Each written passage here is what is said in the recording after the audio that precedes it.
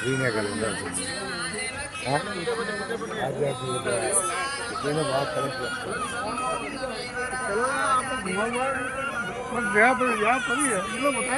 Correct अमृतोपश्चरणावसि इत्यपः प्रास्य यन्मधुन इति मन्त्रेण मधुवर्गं सकृत्प्रासयेत्।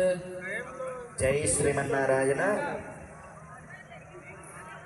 స్వామి అమ్మవారికి వేద ఆశీర్వచనాన్ని సమర్పించుకొని క్రమంగా స్వామికి వరపూజలో భాగంగా స్వామి కూర్చోవడానికి ఒక గడపతో చేసినటువంటి ఒక కూర్చొని ఆసనంగా సమర్పించి అలాగే స్వామికి పాద ప్రక్షాళన చేశారన్నమాట.